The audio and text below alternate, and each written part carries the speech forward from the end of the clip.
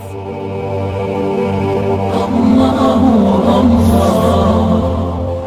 باللہ من الشیطان اللعین الرجیم بسم اللہ الرحمن الرحیم رب اشرح لی صدری ویسر لی امری واحلل عقدۃ من لسانی یفقهوا قولی ان اللہ وملائکتہ یصلون علی النبی یا ایھا الذین آمنوا صلوا علیہ وسلموا تسلیما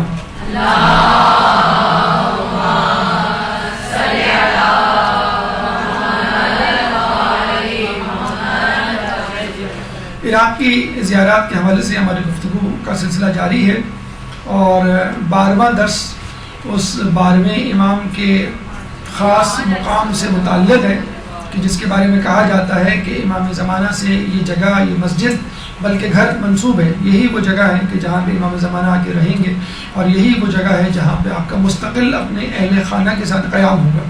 چنانچہ جب سے یہ مسجد وجود میں آئی ہے اس وقت سے لوگوں کی توجہ کا، لوگوں کی زیارتوں کا یہ مرکز رہی ہے۔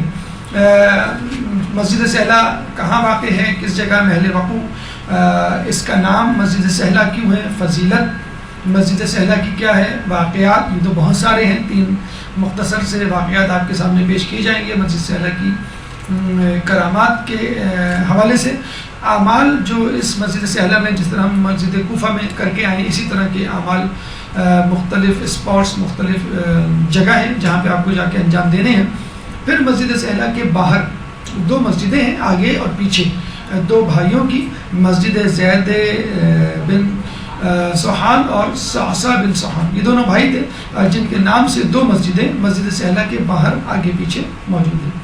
دیکھیے، مسجد سہلہ کی جو زیارت ہے وہ اب تک کی زیارتوں سے تھوڑی سی مختلف ہے، بلکہ اگر ہمیں یہ کہنا دیا جائے تو ہم یہ کہیں گے تمام زیارتوں کے بعد سب سے آخر میں مسجد سہلہ کی زیارت ہونی چاہیے۔ کیوں کہ آپ جو زیارت کرتے ہیں اس میں ماضی میں جھانکتے ہیں، ماضی کے جھروکوں میں جھانکنے پر آپ کو کیا ملتا ہے، کیا دکھتا ہے؟ ظلم و بربریت، سفاکیت، توہین، حقارت، اور ائمہ پہ ظلم، ائمہ کے چاہنے والوں پر ظلم، اس کے علاوہ کچھ نہیں، گریہ وزاری اور آپ کی آنکھوں میں آنسو اور دماغ معاف ہونے کے علاوہ آپ کو کچھ نہیں ملتا۔ اور پھر اندر سے یہی آواز اٹھتی ہے کہ آخر وہ کب آئے گا وقت کہ جب ان تمام مظالم کا بدلہ لیا جائے گا۔ تو بس مسجد سہلہ کو دیکھ کر جو اب تک انسان زائر یا امام کا چاہنے والا آنسو بہا رہا تھا، مسکرانے لگتا ہے۔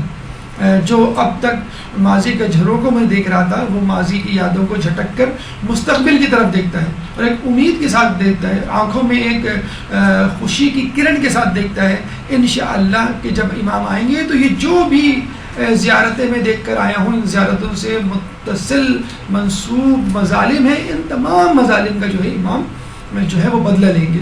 تو یہ وہ واحد زیارت ہے جہاں جا کر انسان کا سینہ خوشی سے پھول جاتا ہے، جہاں پر جا کر انسان جو ہے وہ مسکرائے بغیر نہیں رہتا، جہاں جا کر اس کے ذہن کے دریچوں میں امید کی کرنیں اور دعائیں بے اختیار زبان پہ آنے لگتی ہیں کہ اللہ مجھے اس وقت تک زندہ رکھ کہ جب تک امام نہ آ جائیں اور میں اپنی آنکھوں سے ان مظالم کا بدلہ نہ دیکھ لوں امام کے ہاتھوں۔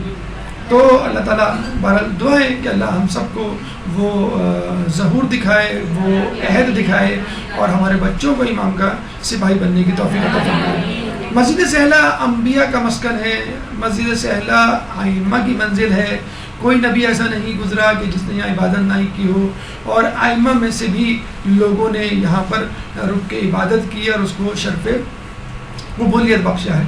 محل وقوع کی اگر ہم بات کریں تو نجف سے 10 کلومیٹر دور شمال مشرق میں مسجد سہلہ واقع ہے، اور خود مسجد کوفہ سے 2 کلومیٹر دور شمال مغرب میں۔ تو اگر آپ ڈائریکٹ نجف سے آ رہے ہیں تو 10 کلومیٹر کا فاصلہ ہے، اور مسجد کوفہ کرنے کے بعد عموماً جاتے ہیں لوگ تو وہاں سے 2 کلومیٹر۔ عموماً آج کل جو صورتحال ہے وہ یہ ہے کہ وہاں کا آپ الگ سے ایک دن یا وقت رکھ لیتے ہیں، یا پھر مسجد کوفہ کچھ صبح یا شام میں جو ہے مسجد سہلہ، کیونکہ بہرحال مسجد کوفہ جیسے تھکا دینے والے اعمال تو نہیں ہیں، لیکن تقریباً آدھا یا 75% تھکاوٹ یا ٹائم کنزیومنگ جو ہے وہ زیارت ہے مسجد سہلہ کی۔ کہتے ہیں کہ جن 4 مقامات کو امام سے نسبت ہے ان میں وادی سلام میں موجود مقام امام زمانہ ہے، مسجد سہلہ خود، حلہ اور مسجد جمکران.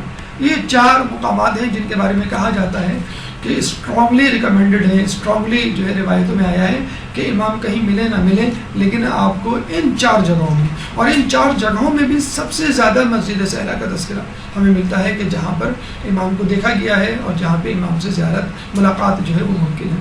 وجہ تسمیہ اس کا نام مسجد سہلہ کیوں ہے؟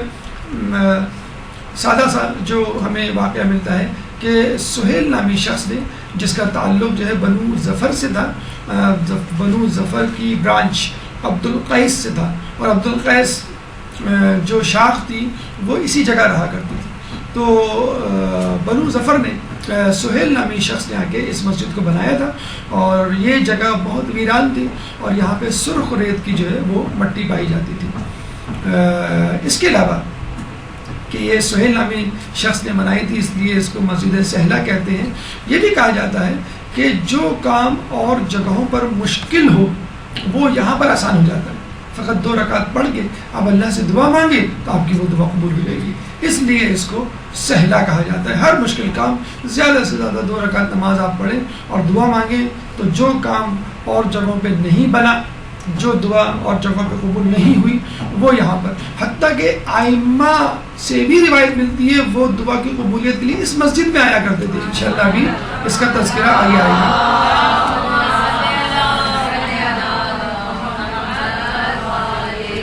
فضیلت کے حوالے سے مختلف ائمہ کے مختلف اقوال اور ہر قول ایک دوسرے کی تائید کرتا ہوا.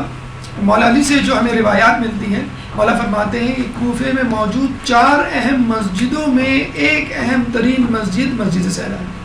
مسجد کوفہ ہم نے پڑھی، مسجد کوفہ کی زیارت کی، تاریخی پس منظر فضائل ہم نے سنے پڑھے، لیکن مولا فرماتے ہیں مسجد سہلہ مسجد کوفہ سے کسی طرح کم نہیں.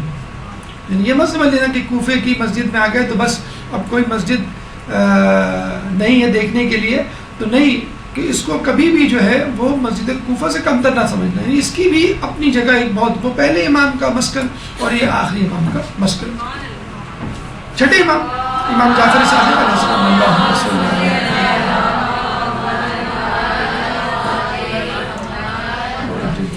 چھٹے امام فرماتے ہیں کہ یہ مسجد ابراہیم علیہ السلام، ادریس علیہ السلام کا مسکن اور عبادت گاہ گھر بھی تھی. یہ مسجد ان دونوں انبیاء کی اور ان کی عبادت گاہ بھی تھی. اور پھر روایت میں یہ بھی ملتا ہے کہ یہی وہ جگہ ہے کہ جہاں پہ حضرت خضر حضرت موسیٰ سے ملاقات کے لیے ملے، اور حضرت موسیٰ نے پھر ان کی رہنمائی میں کچھ سفر طے کیا، اور وہ جو 3 واقعات اور 3 سوالات اور 3 جوابات ہمیں تاریخ میں ملتے ہیں، وہ سفر موسیٰ علیہ السلام کا اسی جگہ سے، یعنی ملاقات امام خضر وہ اسی جگہ ہوئی. کہتے ہیں کہ یہاں پہ ایک پتھر ہے جو بہت زیادہ معتبر مقدس ہے اور اس میں انبیاء کی تصویریں ہیں. اسی طرح کے ایک پتھر کی روایت ہمیں خود کوفہ، یہ کوفے کی تصویر ہے، کوفے کے حوالے سے ملتی ہے کہ یہاں پر ایک پتھر ہے جہاں پر انبیاء کی تصویریں موجود ہیں، لیکن کہاں ہیں، کس طرف ہیں، کس جگہ ہیں، اس کا جو ہے ہنوز نہیں معلوم کسی کو. اور خود امام زمانہ کا مسکن اور آنے والے دنوں میں اللہم صلی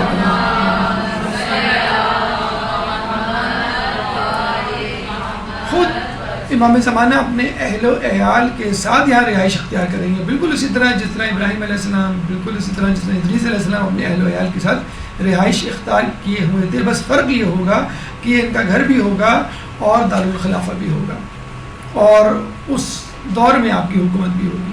کہتے ہیں کہ جو مسجد سہلہ میں قیام کرے، قیام کا مطلب رکے، ٹھہرے، بیٹھے یا کھڑا ہو، عبادت کی بات نہیں ہو رہی، جو چند لمحات یا چند منٹ کے لیے، چند دنوں کے لیے، کچھ پہروں کے لیے یہاں پر قیام کرے، اس کی مثال بالکل ایسی ہے کہ جس نے رسول اللہ کے ساتھ قیام کیا، جو رسول اللہ کے ساتھ موجود ہوا.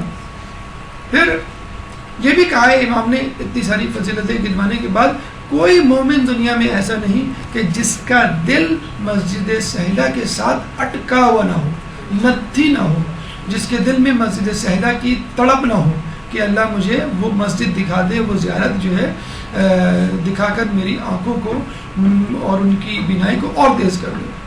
پھر امام ایک شخص سے جب پوچھتے ہیں کہ تم کہاں رہتے ہو، تو اس نے بتایا میں یہیں مسجد سہلا کے قریب رہتا ہوں، تو امام فرماتے ہیں کہ اگر میں مسجد سہلا کے قریب رہا ہوتا تو میری ہر نماز مسجد سہلا میں ہوتی۔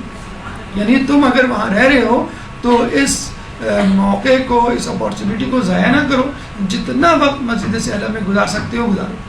کہا جاتا ہے کہ یہی وہ مقام ہے کہ جہاں پہ سور پھونکا جائے گا، جیسے اسرائیل علیہ السلام سور پھونکیں گے اور قیامت برپا ہوگی، اور دوبارہ سور پھونکیں گے تو لوگ زندہ کیے جائیں گے۔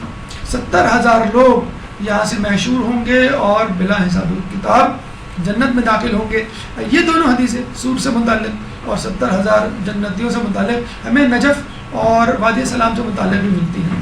لیکن آپ کہہ سکتے ہیں کہ یہ ہو سکتا ہے کہ یہ پورا علاقہ ہو جہاں پہ یہ 70,000 افراد موجود ہوں، کیونکہ ایک مختصر سی جگہ پہ، ایک مختصر علاقے میں لوگوں کا سمانا ممکن نہیں، اور پہلے یہ پوری جگہ کوفہ ہی کہلاتی تھی، یعنی سہلا کا علاقہ، مسجد کوفہ، نجف اور وادی سلام، یہ پورا کوفہ ہی کہلاتا تھا۔ نجف کو پشت کوفہ کہا جاتا تھا۔ پھر امام نے جب یہ فضائل بتلا دیے تو ابو بصیر سے کہا کہ ابو بصیر میں نے ابھی بہت سارے فضائل نہیں بتلائے ہیں، اور جو نہیں بتلائے ہیں وہ ان فضائل سے زیادہ ہیں جو تمہیں بتلائے ہیں۔ جیسے امام فرماتے ہیں کہ تمام عبادات اور نیکیوں کا صلہ قرآن شریف میں موجود ہے، لیکن نماز شب کا نہیں۔ اتنی زیادہ نعمتیں، اتنے زیادہ اجر و ثواب کا استحقاق رکھتی ہے نماز شب کہ اس کا تذکرہ قرآن میں نہیں سما سکتا۔ اس کے لیے الگ سے اللہ تعالیٰ نے احادیث میں رسول اللہ کو رائمہ کو تاکید کی ہے۔ اسی طرح مسجد سہلا کے جتنے بھی فضائل بتائے جائیں اس کے فضائل مکمل طور پہ نہیں بیان کیے جا سکتے، حالانکہ امام نے اپنے طور پہ مکمل کوشش کی ہوگی کہ میں زیادہ سے زیادہ فضائل بتاؤں، لیکن ابھی بھی اتنے فضائل ہیں کہ جو لوگوں کو نہیں معلوم اور وہ زیادہ ہیں۔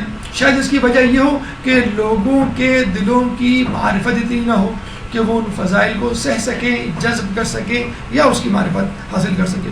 تو جتنے آپ کو معلوم ہے اس سے آپ اندازہ لگا لیجئے کہ مزید فضائل کتنے زیادہ ہوں گے۔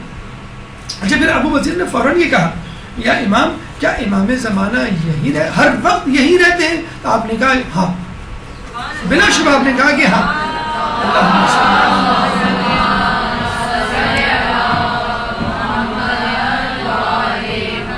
مطلب آپ یوں سمجھ لیجئے کہ امام زمانہ کا یہ گھر ہے، مستقل رہائش، بلکہ مستقل رہائش کا ظاہری رہائش، وہ ظہور کے بعد، ظہور کا مطلب ظاہر ہونا، جب وہ لوگوں کے سامنے ظاہر ہوں گے، جب ہم ان کو پہچانیں گے تو وہ ہمیں نظر آئیں گے، لیکن رہے وہ اب بھی رہیں لیکن ہمیں نظر نہیں آ رہے۔ تو ابو بصیر نے کہا کہ کیا امام زمانہ ہر وقت یہی رہتے ہیں؟ تو آپ نے کہا ہاں۔ اس کا مطلب کیا ہوا؟ امام موجود رہتے ہیں، مسجد سہلا میں ہوتے ہیں، وہ ان کا گھر ہے، کیوں نہ رہیں، لیکن ہماری نظروں سے اوجھل ہے کیونکہ ہم وہ چشم معرفت نہیں رکھتے۔ ورنہ جن لوگوں نے امام زمانہ کو دیکھا ہے انہوں نے روایت و نقل کیا ہے کہ ہم نے اپنی آنکھوں سے دیکھا ہے، اور یہ وہ بہترین جگہ ہے، بہترین مقام ہے، سب سے زیادہ امکان اگر پایا جاتا ہے امام زمانہ کے ملنے کا تو وہ یہی مقام ہے۔ پھر ہمارے پانچویں امام محمد باقر علیہ السلام،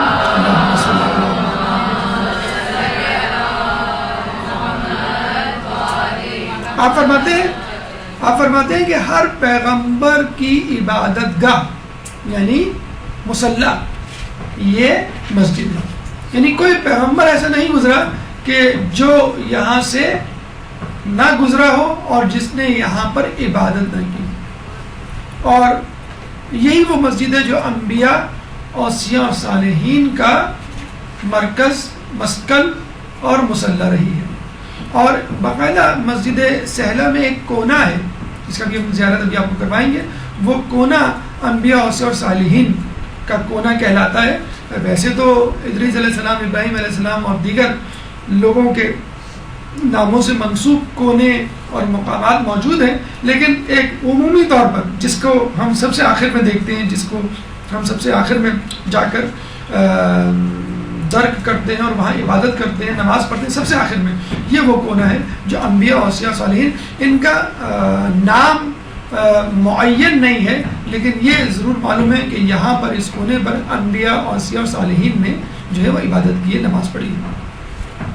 بہت آسان، بہت ہی واضح اور بہت زیادہ خوش کر دینے والا اجر جو آپ کو خود اس دنیا میں مل جائے گا، وہ کیا ہے کہ جو شخص مسجد سہلہ میں 2 رکعت نماز پڑھتا ہے اس کی عمر میں 2 سال کا اضافہ ہو جاتا ہے۔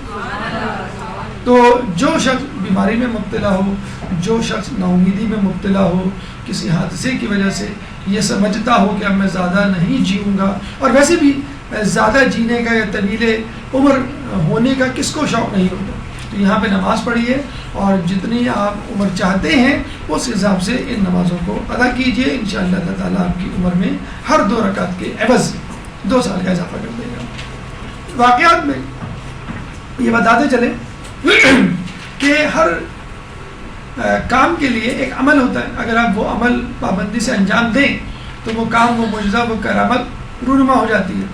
تو مسجد سہلہ میں اور مسجد کوفہ میں اور روضہ امام حسین کے حوالے سے، تینوں جگہوں کے حوالے سے ہمیں چلہ یا 40 کے عدد کے اعتبار سے عمل ملتا ہے۔ اگر آپ اس کو انجام دیں تو امام سے ملاقات ہوگی۔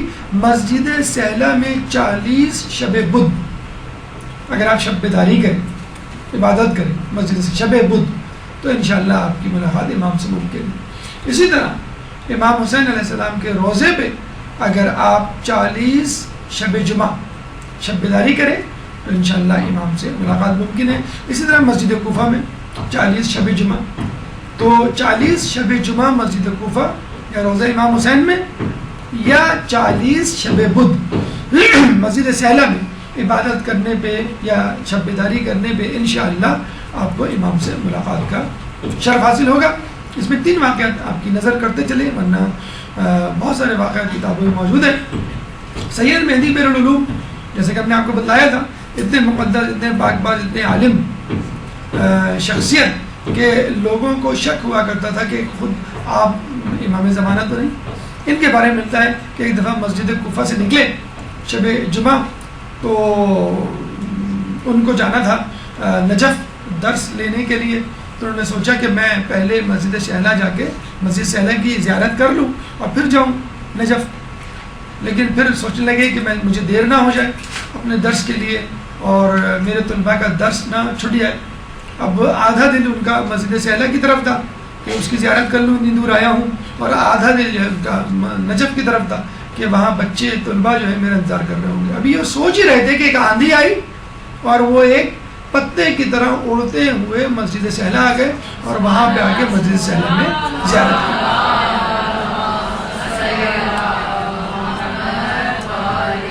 آپ نے دیکھا ہوگا اکثر لوگوں کے ساتھ ایسے واقعات ہوتے ہیں کہ جہاں پہ جو ہے معلوم چلتا ہے کہ زیارت کا دور دور تک امکان نہیں تھا، لیکن پتہ نہیں کہاں سے پیسے جمع ہو گئے، پتہ نہیں کہاں سے جو ہے وہ برکت کا سامان پیدا ہو گیا، کون سا خوش نصیب در کھل گیا، اور دیکھتے ہی دیکھتے مطلب لوگوں کو پتہ بھی نہیں ہوتا ہے کہ پاسپورٹ بنا ہوا ہے کہ نہیں، وہ اس وقت کھول کے دیکھ رہے ہوتے ہیں، ہمارا ڈرا کو دیکھ رہے ہوتے ہیں کھول کے ہمارے پاس پاسپورٹ موجود بھی ہے کہ نہیں، ایکسپائر ہے کہ نہیں، اور پاسپورٹ آفس بھی جاتے ہیں، وہاں بھی بہت سارے کرامات اور کشف ہوتے ہیں۔ مطلب یہ نہیں ہے کہ آپ اس کی زیارت کے لیے پہنچ جائیں پاسپورٹ آفس، جو زیارتوں پہ جا رہے ہوتے ہیں انہوں نے بہت سارے واقعات سنائے ہیں کہ ہم نے بہت کچھ سنا تھا پاسپورٹ آفس کے بارے میں کہ وہاں رشوت چلتی ہے، وہاں پہ پاسپورٹ بنانا بڑا مشکل ہوتا ہے، اگر بنا بھی لیں تو بعض وقت مہینوں لگ جاتے ہیں۔ تو لوگوں نے باقاعدہ یہ واقعات سنائے کہ جب زیارت کا ہوا ہے تو اتنی جلدی سب کچھ ہوا کہ ہمیں پتہ بھی نہیں چلا کہ کب ہم جو ہے وہ پاسپورٹ آفس پہنچے، کب پاسپورٹ ہمارے ہاتھ میں آیا، اور دن وہ دیا کرتے تھے 15 دن ہفتے میں آ جایا کرتا تھا، کبھی وہ کہتے تھے 7 دن تو 3 دن میں مل جایا کرتا تھا۔ کہاں سے پیسوں کا بندوبست ہوا اور کس طرح بعض وقت لوگوں نے بتلایا ہے کہ پیسے کم پڑ رہے تھے اور کسی رشتہ دار سے بات ہوئی، اس نے پتہ نہیں کیوں اتنے پیسے دیے تھے وہ مکمل ہو گئے۔ تو یہ سب بلاوا ہے، یہ سب توفیقات خدا بندی ہے، اور یہ خود سب کچھ آپ کے خلوص سے شروع ہوگا۔ اگر آپ دل میں خلوص باندھ رہے کہ مجھے جانا ہی ہے تو انشاءاللہ سید مہدی بیر العلوم کی طرح اللہ تعالیٰ ایک آندھی پیدا کرے گا، جو دوسروں کے لیے تو آندھی ہوگی لیکن آپ کے لیے طی العرض کا سامان پیدا کر دے گا۔ اسی طرح ایک عالم دین سید قزوینی تھے، ان کے صاحبزادے سید جعفر، انہوں نے کہا کہ بابا مجھے یقین نہیں آتا کہ امام زمانہ جو ہے وہ اس مسجد میں ہوں گے. مسجد سہلا میں کھڑے ہوئے تھے. تو کہتے ہیں کہ آپ جو ہے وہ فوراً اٹھے, یعنی ان کے والد صاحب, اور گئے اور مقام امام زمانہ کے پاس جا کر انہوں نے جو ہے وہ نیت باندھی, 2 رکعت نماز پڑھی. جیسی نماز ختم کی ایک بزرگ آئے, ان سے مصافحہ کیا, بات کی, تھوڑی سی گفتگو ہوئی اور چلے گئے. جب واپس پلٹے تو ان کے بیٹے صاحب نے کہا یہ کون تھے؟ کہ یہی تو تھے امام زمانہ.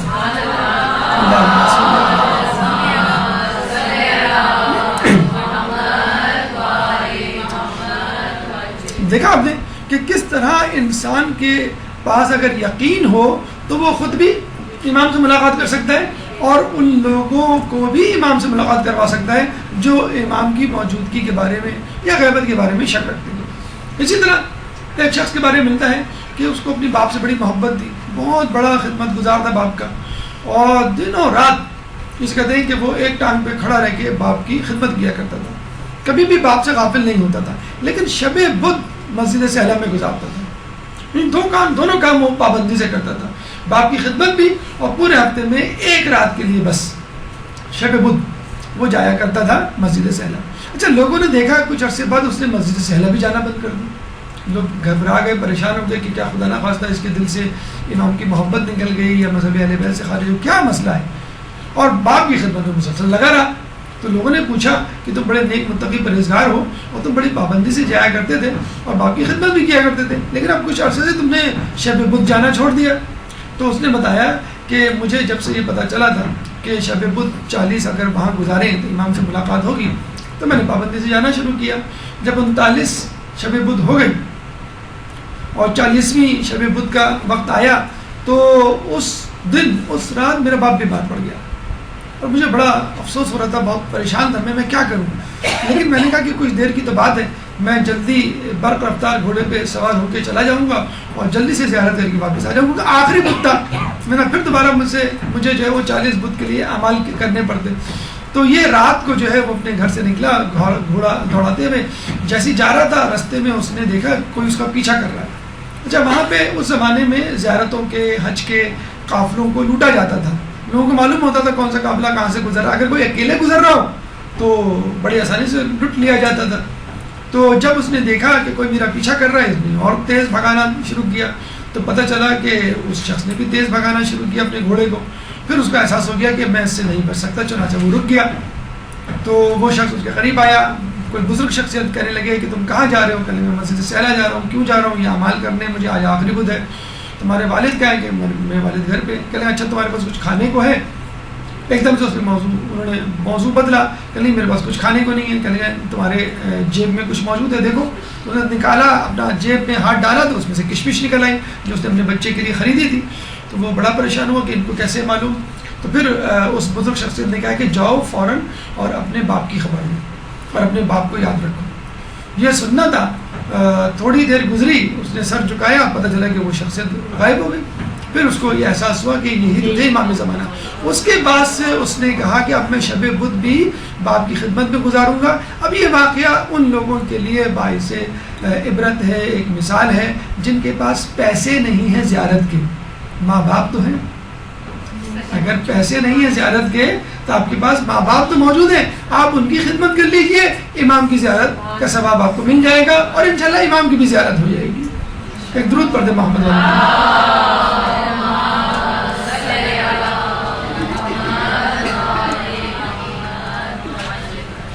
دیکھیے یہ کوفے, مسجد کوفے کی طرح کا نقشہ ہے, اور جب آپ آئیں گے تو یہ جو ایرو آپ کو نظر آ رہا ہوگا, یہ ایرو, یہ اس کا مشرقی دروازہ ہے جہاں سے آپ انٹر ہوں گے, اور یہ روڈ ہے, یہ پوری روڈ ہے یہاں پر. اس روڈ کے دوسری جانب یعنی مسجد کی دوسری جانب بازار ہے, اور یہاں پہ مسجد صوصہ بن سوہان ہے. جب آپ داخل ہوں گے مشرقی دروازے سے تو اندر جا کے آپ کو ایک تو چاروں کونے پر مقامات نظر آئیں گے, ایک بیچ میں یا دو بیچ میں اور ایک مقام امام زمانہ. پہلا جو اسپاٹ ہے آپ کو اسی ترتیب سے اعمال کرنے ہیں, اسی ترتیب سے مقامات کی طرف جانا ہے. آپ یہاں آ کے دعا پڑھیں گے, ابھی اس کا تذکرہ آئے گا, جو یہ پہلا ہے سینٹر میں جو مقام ہے، یہ ہے مقام امام صادق علیہ السلام کہ جہاں پر آپ کو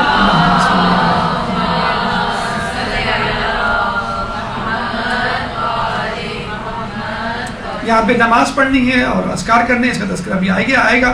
پھر جو ہے یہ دوسرا مقام ہے مقام حضرت ابراہیم، تیسرا مقام مقام ادریس، اس کے بعد چوتھا مقام مقام حضرت خضر، اور پھر پانچواں مقام مقام انبیاء صالحین. یہ 4 مقامات کرنے کے بعد آپ دوبارہ صحن میں جائیں گے، اور صحن میں جو امام صادق کا ستون ہے چبوترا، اس سے آگے الٹے ہاتھ پر جو ہے وہ چوتھے امام مقام امام زین العابدین علیہ السلام پہ اعمال کریں گے، اور اس کے بعد اسی ڈائریکشن میں سیدھے ہاتھ کی طرف آگے بڑھتے ہوئے مقام امام زمانہ ہے جہاں بھی آ کے آپ کو اعمال کرنے ہیں. تو اسی ترتیب سے انشاءاللہ جلدی جلدی ہم گزریں گے. یہ ہے مسجد زید بن سہیل.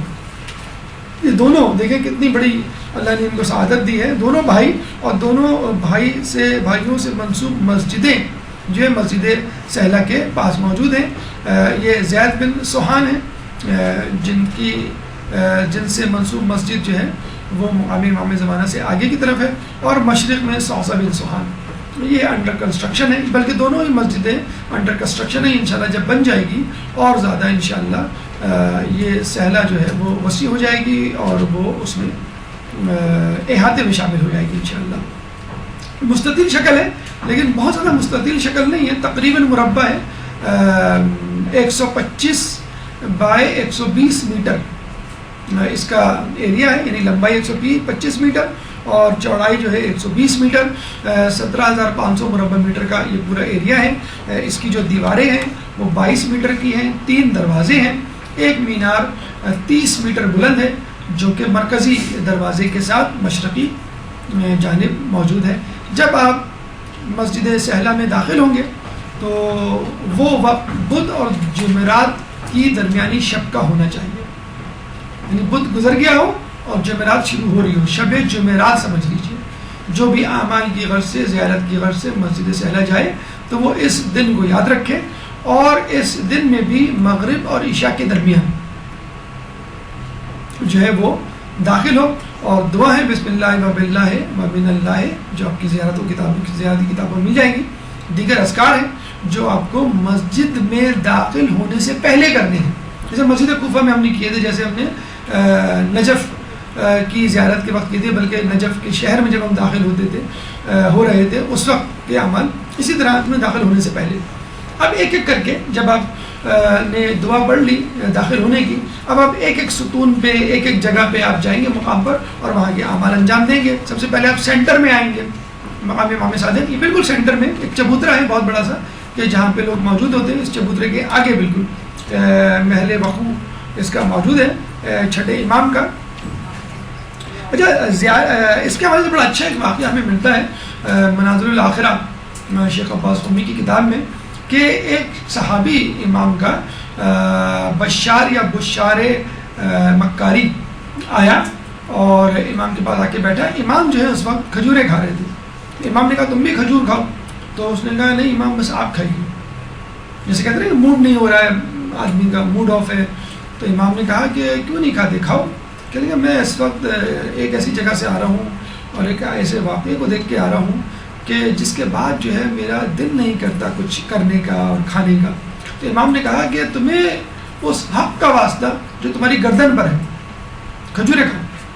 تو اس نے پھر امام کی بات پر جو ہے وہ عمل کرتے ہوئے کھجوریں کھانا شروع کی. جب اسے کھجوریں کھانا شروع کی تو امام نے پوچھا اب بتاؤ کیا معاملہ تھا. جب میں آ رہا تھا تو میں نے دیکھا کہ ایک عورت کو سپاہی حکومت کے مارتے پیٹتے ہوئے زندان میں لے کے جا رہے تھے. تو امام نے کہا کیوں، اس نے کیا ایسا جرم کیا تھا. کہنے لگے وہ عورت پھسلی تھی چلتے چلتے، جب وہ گری تو اس کی زبان سے نکلا اے اللہ اے فاطمہ تیرے اوپر ظلم کرنے والوں سے اللہ کی رحمت دور ہو. بس اس نے یہ جملہ کہا تو بادشاہ کے سپاہیوں نے فوراً اس کو پکڑ لیا اور مارتے پیٹتے تشدد کرتے ہوئے زندان میں لے گئے. کہتے ہیں کہ امام نے جیسے ہی یہ سنا اپنا ہاتھ رکھ دیا اور رونے لگے. اتنا روئے کہ ان کا چہرہ، ان کی داڑھی، ان کا رومال تر ہو گیا.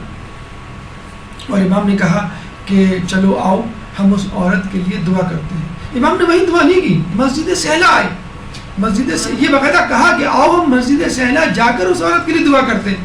پھر امام جو ہے مسجد سہلا آئے اور اسی جگہ بیٹھ کے جو ہے نماز پڑھی اور پھر اس عورت کے لیے دعا کی۔ میں کہوں گا کہ امام ایک عورت پہ ہونے والے ایک چھوٹے سے ظلم پر آپ کتنے آنسو نکلے کہ آپ کا چہرہ تر ہو گیا، آپ کی داڑھی تر ہو گئی، آپ کا رومال تر ہو گیا۔ اگر یہی شخص آپ کی جدہ پہ ہونے والے مظالم کا تذکرہ کرتا اور یہ بتلاتا کہ آپ کی جدہ کو کس طرح تھپڑ مارا گیا اور کس طرح ان کے گوشوارے ٹوٹ کے گرے، تو پھر آپ کتنا گریہ کرتے۔ تو امام نے جو ہے اپنی جدہ پہ رونے والی اور اپنی جدہ کو یاد کر کے ان کے ظالموں پہ برات کا اظہار کرنے والی عورت کے لیے مسجد سہلا جا کر باقاعدہ دعا کی، اور کہتے ہیں پھر وہ عورت جو ہے ظالموں کے چنگل سے آزاد ہوئی۔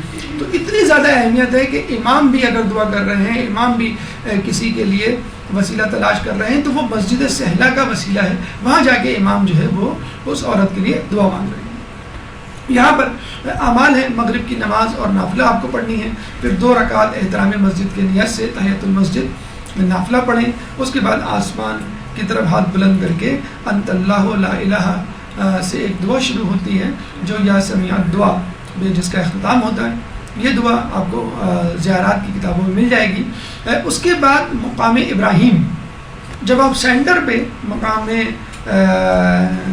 امام صادق پہ یہ عمل کر چکے تو پھر آپ کو سیدھے ہاتھ پر جانا ہے، اور سیدھے ہاتھ پہ پیچھے کی طرف دیکھیں، یہ ہے سینٹر، یہ ایک بہت بڑا چبوترا ہے، اس چبوترے کے لیفٹ سائڈ پہ یہ مقام امام صادق ہے، ٹھیک ہے۔ جب اپنے اعمال کر لیے تب آپ کو اپنے سیدھے ہاتھ پر پیچھے کی طرف جانا ہے، سیدھے ہاتھ پہ پیچھے کی طرف، یہ ہے آپ کا مقام ابراہیم، جہاں سے آپ کو اپنا سفر شروع کرنا ہے اور مزید جو ہے وہ زیارت کرنی ہے۔ یہ مشرق ہے اور وہ مغرب، اور اوپر جو ہے وہ جنوب، یہ مقام ابراہیم ہے، جس کے بارے میں کہا جاتا ہے کہ یہیں امام ابراہیم علیہ السلام کا گھر تھا، اور یہیں سے آپ قوم عمالقہ سے جنگ کرنے کے لیے گئے تھے، جن کے بارے میں کہا جاتا ہے کہ وہ بڑی ظالم قوم تھی، اور اس کے جو لوگ تھے وہ بہت بلند قامت کے ہوا کرتے تھے، بہت زیادہ تکبر کا شکار تھے، اور ان کے اوپر ایک بادشاہ حکومت کرتا تھا جس کا نام تھا جالوت، جس کے بارے میں کہا جاتا ہے کہ وہ اتنا بلند قامت، عظیم الجثہ جسم کا مالک تھا کہ اس کا سایہ 1 میل لمبا تھا۔ تو آپ اندازہ لگا لیجیے وہ کتنا پہاڑ جیسی، جسے کہتے ہیں کہ بدن کا یا جسم کا مالک ہوگا۔ تو اس قوم سے لڑنے کے لیے ابراہیم علیہ السلام جو ہے وہ یہیں سے روانہ ہوئے تھے۔ اس کے بعد یہاں پہ اعمال آپ کریں گے، 2 رکعت نماز تسبیحات زہرا کے بعد اللہم بحق ہذہ البقعۃ الشریفۃ، اور اس کے بعد آپ کو مغرب اور قبلے کی طرف جانب گوشوں میں کی طرف ہاتھ بلند کر کے اللہم انی صلیت۔ یہ بات ہمیشہ یاد رکھیں، جب بھی آپ کوئی عمل کریں، ذکر کریں، نماز پڑھیں یا زیارت کے مقام پر متعینہ اذکار کو انجام دیں، تو اس زیارت سے متعلق شخصیت کے بارے میں ضرور سوچیں، اور وہاں سے ایک عہد کر کے اٹھیں کہ یہاں پر یہ واقعہ ہوا، یہاں پہ یہ شخصیت آئی اور اس شخصیت کا خاصہ یہ تھا، چنانچہ اب میں بھی کوشش کروں گا اس شخصیت کی پیروی میں اس خصوصیت کو، اس قابلیت کو اپناؤں۔ تو ابراہیم علیہ السلام کی مہمان نوازی جو بہت زیادہ مشہور ہے، ابراہیم علیہ السلام کی توحید پرستی جو بہت زیادہ مشہور ہے، اس کو یاد کیجئے اور عہد کیجئے انشاءاللہ میں بھی لوگوں کی مہمان نوازی میں کوئی دقیقہ فروگزاشت نہیں کروں گی، اور میں بھی جو ہے وہ توحید پرستی میں ہر مصیبت جو میرے اوپر آئے گی اس کو جو ہے وہ برداشت کروں گا، اس آزمائش پہ جو ہے وہ پورا کرنے کی پوری کوشش کروں گی۔ مقام ادریس، ابراہیم علیہ السلام پر عمل کرنے کے بعد آپ آگے کی طرف بڑھیں گے بالکل پرپینڈیکولر، تو مقام ادریس آئے گا۔ یہ مقام ادریس ہے، آپ نے سینٹر میں مقام صادق پر عمل کیا، پھر آپ 45 ڈگری کا اینگل بناتے ہوئے پیچھے رائٹ سائڈ پر آئے مقام ابراہیم پر، مقام ابراہیم جب آپ نے کر لیا تو بس آپ اس کو اسی کوریڈور میں، آپ کو دوبارہ صحن میں نہیں جانا ہے، آپ کو بالکل سیدھا سیدھا چلنا ہے جب تک ایک اور کونا نہ آ جائے۔ یہ کونا جو ہے وہ جناب ادریس علیہ السلام سے منسوب ہے، یہاں ان کا گھر تھا، اور یہیں پہ جو ہے وہ درزی کا کام، لباس سینے کا کام کیا کرتے تھے، یہیں پہ وہ درس دیا کرتے تھے۔ ادریس علیہ السلام کے حوالے سے ملتا ہے کہ ان کا اصل نام اخنوق تھا، لیکن چونکہ یہ درس و تدریس سے وابستہ تھے، درس دیا کرتے تھے لوگوں کو، بہت زیادہ پڑھایا لکھایا کرتے تھے، جس کی وجہ سے ان کا نام ادریس پڑ گیا۔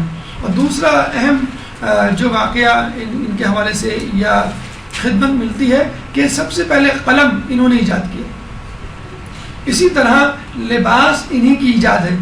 آپ سے پہلے لوگ چمڑے یا جانور کی کھال سے اپنے جسم کو ڈھانپا کرتے تھے، آپ نے جو ہے درزی کا پیشہ اختیار کیا اور لوگوں کے لیے لباس بنانا شروع کیا۔ اور ان کے بارے میں بڑا دلچسپ ہمیں ملتا ہے کہ بادشاہ تھا، بڑا ظالم تھا، اس کو کسی شخص کی زمین بڑی پسند آئی۔ جب بادشاہ نے اس کو یہ زمین دینے کا کہا تو اس نے کہا یہ زمین میری، میں تم کو ہرگز نہیں دوں گا، میری خون پیسوں کی کمائی ہے اور میں نے جو ہے پوری عمر اس زمین پر محنت کی ہے اور اس کو زرخیز بنایا ہے، میں تمہیں نہیں دے سکتا۔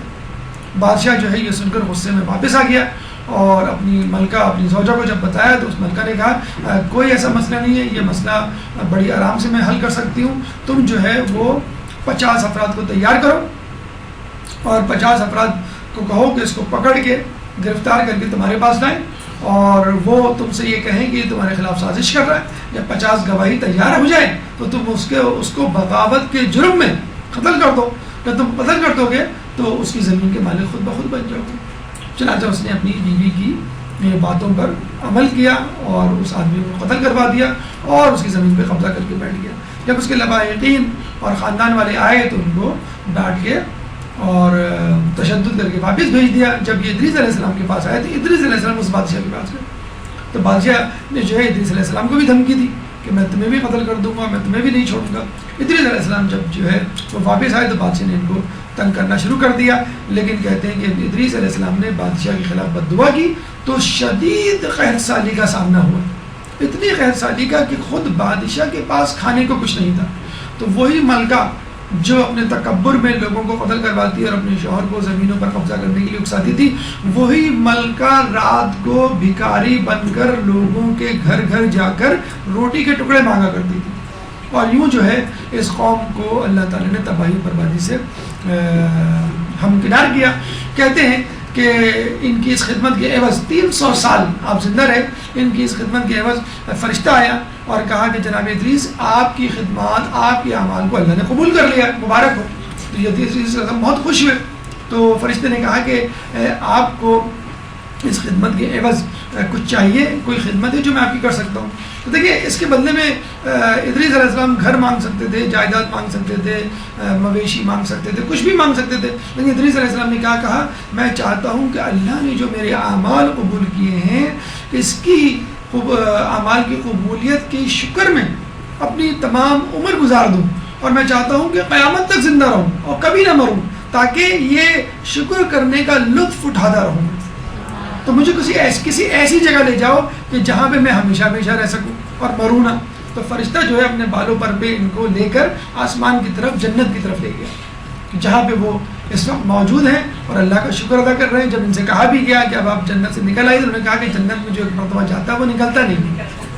ایک روایت ہمیں یہ بھی ملتی ہے کہ ایک شخص فرشتہ تھا کہ جس کے بالوں پر جو ہے وہ نوچ لیے گئے تھے کسی ترک اولا کے حوالے سے، تو اس نے جو ہے ادریس علیہ السلام کے پاس آ کر استدعا کی کہ آپ میرے لیے دعا کیجئے۔ ادریس علیہ السلام نے دعا کی، اس کے بالوں پر واپس آ گئے۔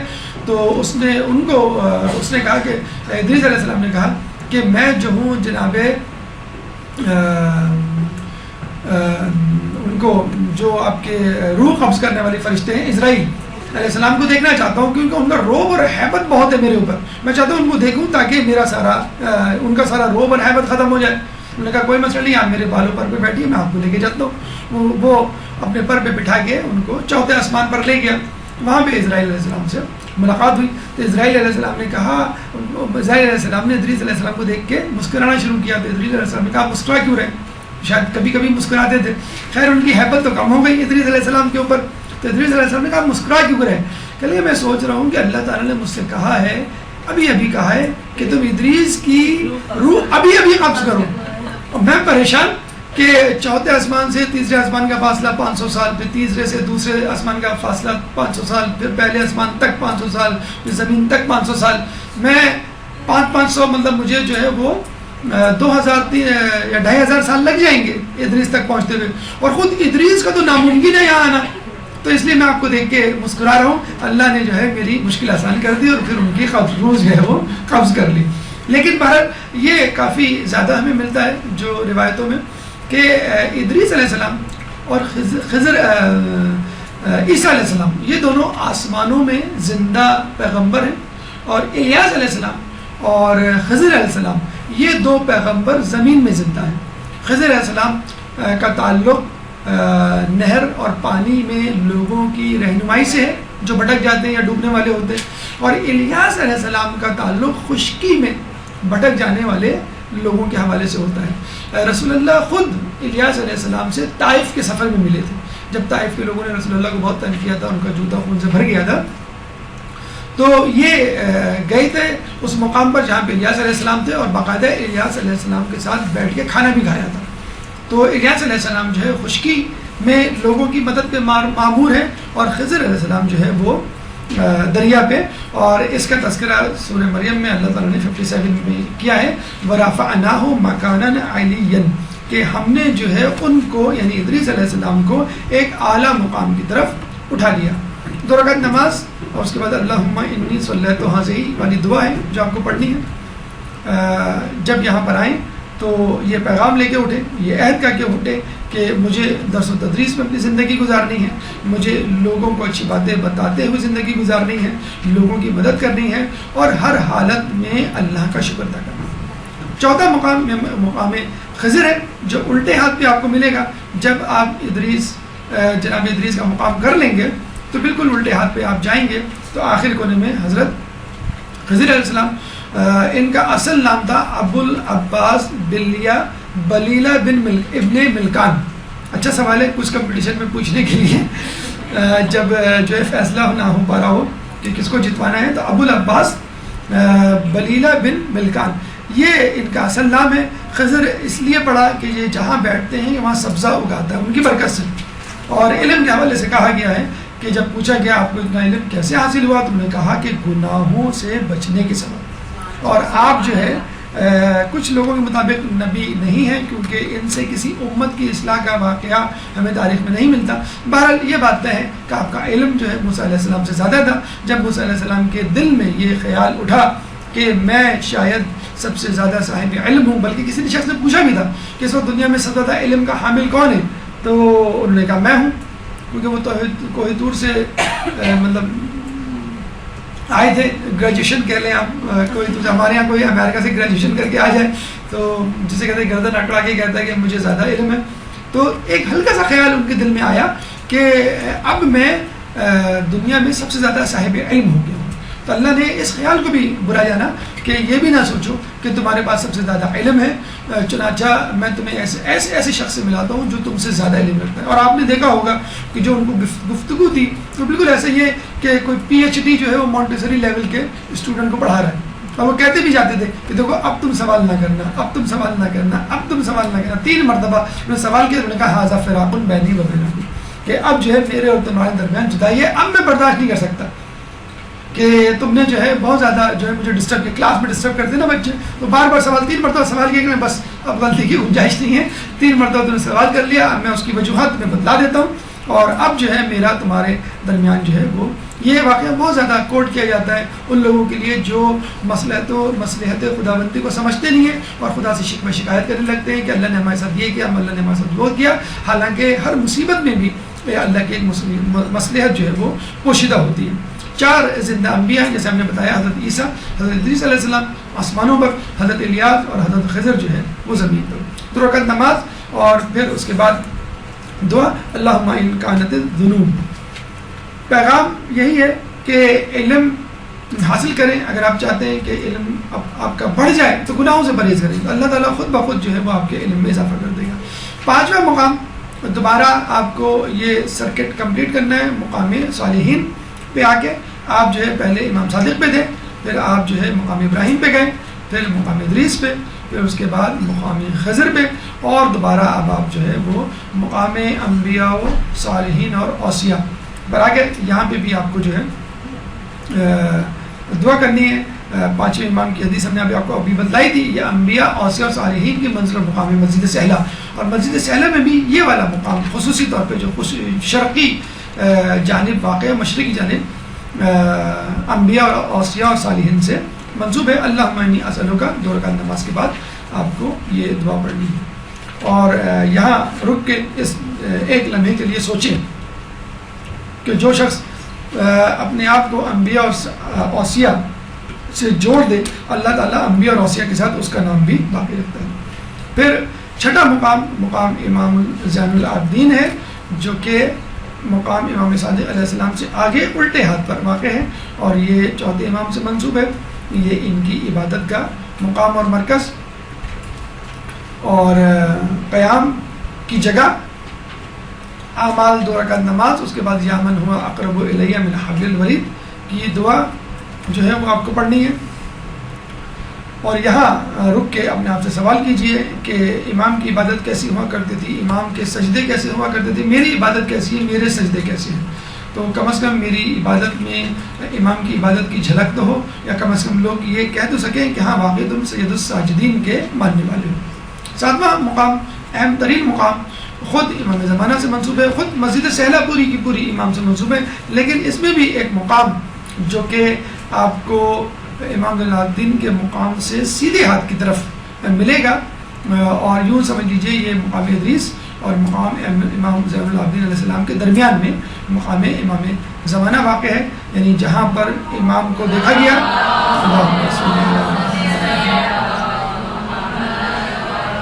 نماز پڑھتے دیکھا گیا, دعا مانگتے ہوئے دیکھا گیا, ذکر کرتے ہوئے دیکھا گیا, اس مسجد سہلہ میں خصوصی طور پہ. تو صرف آپ کا وہاں جانا, وہاں آپ کے قدموں کا پڑھنا, جہاں پہ امام کے قدم مبارک پڑے, وہاں پہ آپ کا سجدہ کرنا جہاں امام نے سجدے کیے اور کر رہے ہیں, اور کتنی بڑی سعادت ہے آپ کے لیے. تو یقیناً انسان کے سجدے اس قابل نہیں ہوں گے جو قبول کیے جا سکیں, یقیناً ہمارے سجدے ویسے نہیں ہوں جو امام کے تھے, لیکن انشاءاللہ جو جس جگہ پہ ہم سجدے کر رہے ہیں اور ہمارے جسم کے حصے مس ہو رہے ہیں, اور جہاں پہ ہم اذکار کر رہے ہیں, جہاں پہ ہم دعا مانگ رہے ہیں, تو انشاءاللہ اس جگہ کی برکت سے ہماری عبادت میں اللہ تعالیٰ وہ برکت پیدا کر دے گا, سعادت پیدا کر دے گا جو قبول ہوگی, اور خود ہماری شخصیت میں بھی انشاءاللہ تبدیلی آئے گی. یہاں 2 رکعت نماز اور سلام اللہ کامل والی دعا آپ کو پڑھنی ہے. اور یہ سوچ کے یہاں پہ جائیے کہ ہم امام سے ملنے جا رہے ہیں. جب بھی ہم کسی سے ملنے کے لیے جاتے ہیں, کوئی تحفہ لے کے جاتے ہیں, مٹھائی لے کے جاتے ہیں, کیک لے کے جاتے ہیں, تو سوچیے آپ کے پاس کون سی ایسی نیکی ہے جو آپ امام کے لیے لے کے جا رہے ہیں. درود کی تحفہ, درود کا تحفہ بھی ہو سکتا ہے, درود کی ٹوکری بھی ہو سکتی ہے. اللہم صلی اللہ علیہ وسلم. لوگوں کی مدد کا حوالہ بھی ہو سکتا ہے, خود آپ کی عبادت ہو سکتی ہے, خود آپ کا علم, لیکن کوشش کریں کوئی نہ کوئی تحفہ امام کے لیے لے کے جائیں. امام میں اس عبادت کا ہدیہ ثواب جو ہے وہ آپ کو ہدیہ کرتا ہوں. یہ مسجد سہلہ آپ کی ختم ہوئی, لیکن مسجد سہلہ کے باہر مشرق کی جانب اور مسجد سہلہ کے باہر مغرب کی جانب, دونوں جگہوں پہ 2 بھائیوں سے منسوب مسجدیں ہیں, اور اللہ تعالیٰ واقعی ان کو جزائے خیر دے, ان کے رتبات کو جو ہے بلند کرے جنت میں. یہ دیکھیں مسجد جو آپ نے دیکھا تھا مقام ادریس, اس سے باہر آپ جائیں تو یہاں پہ مسجد زید بن سوحان ہے جو انڈر کنسٹرکشن ہے, اور بہت بڑی مسجد یہ اس وقت جو ہے وہ بننے جا رہی ہے. زید بن سوحان کے بارے میں کہا جاتا ہے قطیف میں پیدا ہوئے, اور ابدال میں ان کا شمار ہوتا ہے. امام کے 4 اوتار ہیں کہ جس میں 2 اوتار جو ہیں وہ الیاس علیہ السلام اور خضر علیہ السلام ہیں, 2 کے بارے میں ہمیں نہیں معلوم. اس کے بعد 40 ابدال ہیں, یعنی ان کے نیچے, ان میں کون ہیں, ان میں کہا جاتا ہے زید بن سوحان ہیں. اس کے بعد 70 نجبہ, 40 کے بعد 70 نجبہ ہیں, اور اس کے بعد 360 صالحین ہیں, یعنی 360 صالحین, 70 نجبہ, اور اس کے بعد 40 ابدال, 4 اوتار, اس کے بعد قطب, خود امام زمانہ ہے. ان کی یعنی قطب یعنی امام زمانہ اور ان کی ٹیم سے اس وقت پوری دنیا کا نظام چل رہا ہے. اب یہ نہ سمجھیے کہ امام کا ظہور نہیں ہوا تو دنیا کا نظام کوئی اور چلا رہا ہے. دنیا کے نظام کو بگڑنے سے بچنے کے لیے، مومنین کو سب سے ہستی سے مٹانے سے بچانے کے لیے اس وقت امام یعنی جو قطب کی صورت رکھتے ہیں، امام کے نیچے ان کے جو اوتار ہیں، ابدال ہیں، نجبہ ہیں، صالحین ہیں، وہ مسلسل ٹیم ورک میں مصروف ہیں. لیکن یہ اوتار ابدال اور صالحین نجبہ یہ اپنے آپ کو ڈسکلوز نہیں کرتے، اپنی شناخت کو کبھی لوگوں کو بتلاتے نہیں ہیں. یہ بس چھپ چھپ کے کام کر رہے ہوتے ہیں. جہاں بھی آپ کو کوئی شخص ملے جو لوگوں کے بہت زیادہ کام کرتا ہو اور عموماً گمنامی کی زندگی جو ہے پسند کرتا ہو، تو بس اس پہ شک کرنا شروع کر دیں. یا تو جو ہے وہ صالحین میں سے ہے، یا جو ہے وہ ابدال میں سے ہے، اوتار میں سے ہے، نجبہ میں سے ہے، کسی نہ کسی میں سے ہوگا. لوگوں کی مدد، یہ چھٹے امام کا قول بھی ہے کہ لوگ ہمارے چاہنے والوں کو نمازوں کے اوقات اور لوگوں کی مدد سے پہچانو. بس یہی لوگ جو ہے وہ امام زمانہ کے جو ہیں وہ مددگار بھی ہیں. جمل میں آپ امام علی کی رہنمائی میں جنگ کرتے ہوئے شہید ہوئے. ان کا مزار مسجد نہیں ہے، ان کا مزار ان کا روضہ بحرین میں ہے، کیونکہ ان دونوں بھائیوں کو حاکم شام نے بحرین جلا وطن کر دیا تھا. یہاں پہ 2 رکعت نماز پڑھنی ہے جو زید بن سوحان اپنی نماز شب میں پڑھا کرتے تھے، وہ دعا پڑھنی ہے. یعنی اللہ دیکھے کتنی بڑی برکت کی بات ہے کہ جو دعا زید بن سوحان پڑھا کرتے تھے اسی دعا کو ریکمنڈ کیا گیا ہے تم بھی اپنی نماز میں اس دعا کو پڑھیں. یہاں یہ ذکر کریں اور اپنی نماز شب کو یاد رکھیں اگر ہے. اگر نہیں ہے تو نماز شب کا احیاء کیجئے، اور اگر نہیں ہے اس کا اعادہ کیجئے اور بہتر طریقے سے اس کو انجام دینے کی کوشش کیجئے.